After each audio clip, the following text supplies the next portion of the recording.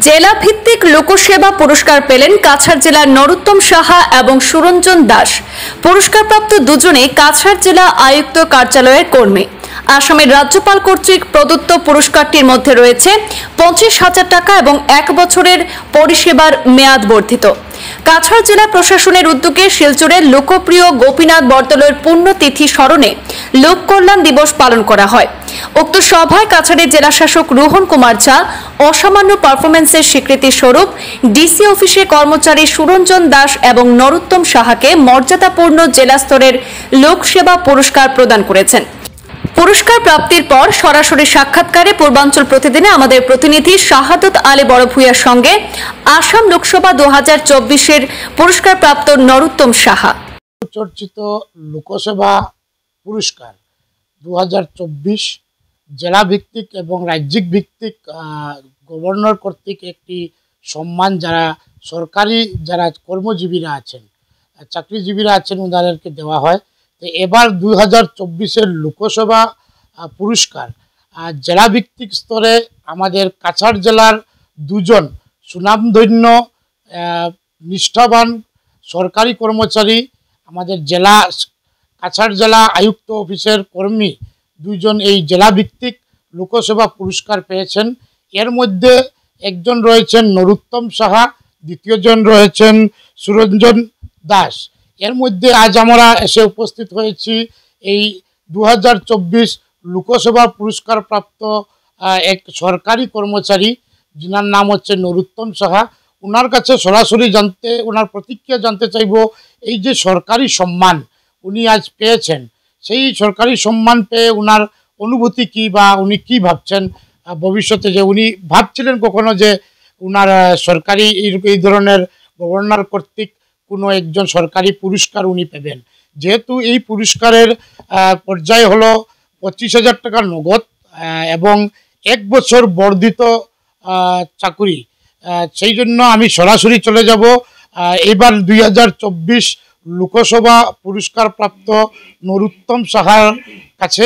ওনার কাছে জানতে চাইব এই পুরস্কার পাওয়ার পর ওনার অনুভূতি। দাদা, আপনার এবারের যে 2024-এর যে লোকসভা পুরস্কার আপনি পেয়েছেন, যে আপনার নাম অন্তর্ভুক্ত হয়েছে এই পুরস্কারের মধ্যে, আপনার অনুভূতি কি? আমি খুব গর্বিত। আমি নিষ্ঠাভাবে এই অফিসে চাকরি করি। আমার চাকরি, এটা আমার চাকরি নয়, এটা পাবলিকে দিয়েছে। পাবলিকের সেবা করার জন্যই আমার এই চাকরিটা। তো পাবলিকের আমি যতটুকু সবসময় চেষ্টা করি যে পাবলিকের যাতে আমি পাবলিক অফিসে আসে কষ্ট না পায়, ওনাদেরকে আমি যেভাবে যতটুকু সাহায্য লাগে আমি সাহায্য করে দিই। আচ্ছা, আপনি এখন বর্তমানে কোথায় রয়েছেন, কোন কার্যালয়ে রয়েছেন? আমি শিলচর ডিসি অফিসের ডিস্ট্রিক্ট রেকর্ড রুমে আছি।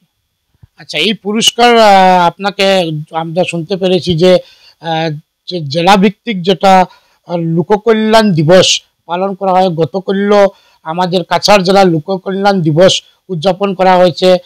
আমাদের কাছাড় জেলার উপায়ুক্ত শ্রী রোহন কুমার ঝা উনি প্রদান করেছেন। সেটি আপনি কোথায় থেকে সম্মান গ্রহণ করেছিলেন? আমি সম্মানটা গান্ধী ভবন থেকে গ্রহণ করেছি।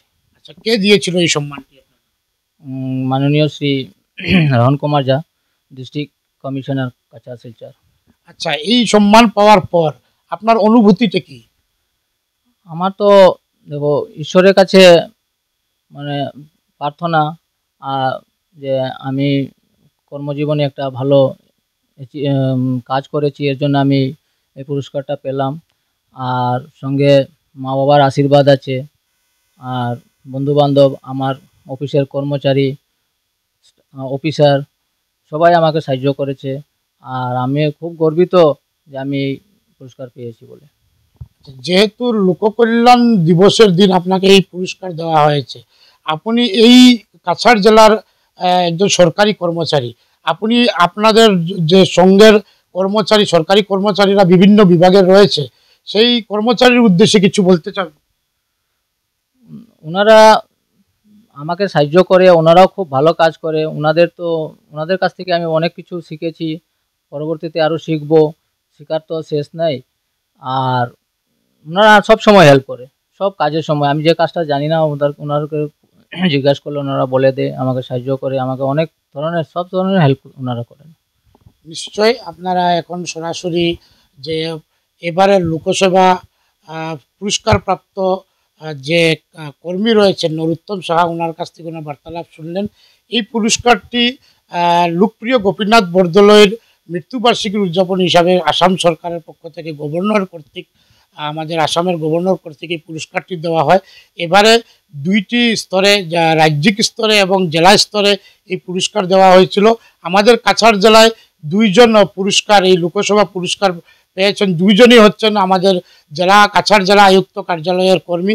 এর মধ্যে থেকে রয়েছেন একজন নরোত্তম সাহা। নরোত্তম সাহাকে আমরা সরাসরি আপনাদের এই পূর্বাঞ্চল প্রতিদিনের পর্দায় আপনাকে দেখালাম।